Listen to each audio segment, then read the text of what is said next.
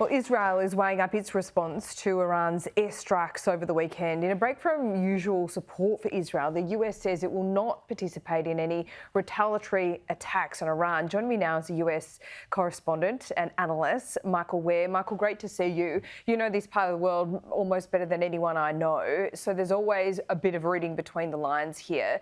Iran launched this drone strike, which was quite slow and gave America and Israel's allies forewarning. What do you think the intention was here? Well, as I say, all war is a conversation.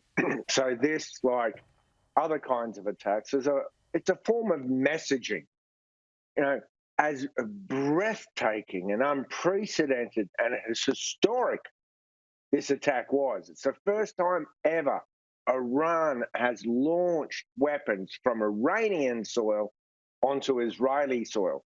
Despite that fact, as you highlight quite rightly, Iran has been relatively restrained about it. Because, yes, they did warn the Iraqi government and they did warn the Turkish government in the expectation that they would then warn the Americans that Iran was not targeting, this attack is coming, but we're not targeting US interests. And that's incredibly surprising. Now, the other factor you talked about is the relatively slow-moving drones. Let's not forget, there were over 300 munitions fired. Many of them were drones, but that was the first wave because they were fired in waves. Don't forget, they also used then second and third waves of ballistic and cruise missiles. And perhaps because of their restraint, and that gives the Israelis a fair bit of time to see all these munitions incoming because they have to travel quite some distance. So again, perhaps another sign of the restraint or a sign of the limitation that Iran has on directly attacking Israel from Iran. But yeah, this is clearly part of the much broader conversation about the balance of power in the Middle East. It's always been the case with Israel, the backbone of its national defense, whether it was 67 or 73 or any other time. If you punch us, we're going to come back and punch you twice as hard. And that has always been the deterrence factor that Israel has relied upon. Well, even as the missiles were in the air, the Iranian Revolutionary Guard Corps was already saying, this is the end of this operation. We're not firing anymore, but consider this a new equation. If you hit us, referring to the strike in Syria against the Iranian consulate that everyone attributes to the Israelis, if you hit us, we'll hit you back. So the Iranians are trying to flip that balance of military power.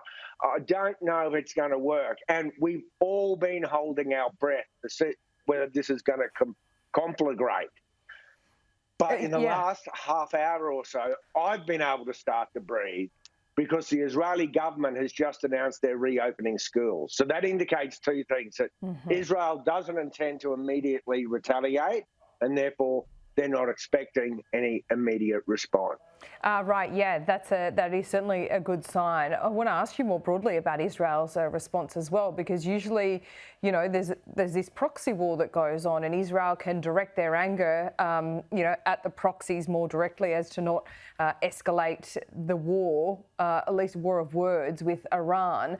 But I guess we wait to see what Benjamin Netanyahu says, because there has been some indication from those in the Israeli cabinet that they see this now. There is a declaration that this is, you know, not a war against the proxies. They have Iran in their sights. Yeah, well, the Israeli leader did, you know, he called this a declaration of war. We are at war. But let's not forget, even his war cabinet is bitterly divided, as we've just learned, over what to do next and how to respond to this. The ultra hard liners want a massive response and immediately on Iran, whereas others are urging restraint. aligning with the US and other Western allies. Potentially what could be more important for Israel right now is to firm up a broad Western alliance that in some ways helps mirror this sort of axis of resistance that, as you rightly point out, Iran possesses. They have paramilitary groups in Iraq, in Syria, in Lebanon, in Yemen, virtually surrounding Israel. So Israel, yes, could retaliate against those interests, or as a former head of Mossad said, we may just bide our time and surprise them, because let's not forget, inside Iran, the Israelis have assassinated top generals and their top nuclear scientists. So there's many, many ways, directly, indirectly, overtly, and covertly, that Israel could respond. Just quickly, Michael, do you have a theory on the timing? Because I wonder what the thinking is in the Iranian regime as well, because Israel, you know, it still has a lot of Western support, but was on the back foot, under pressure to end the war. This seems to have extended it. Yeah, well, it certainly has. It certainly helps shore up broader support for a moderate Israel.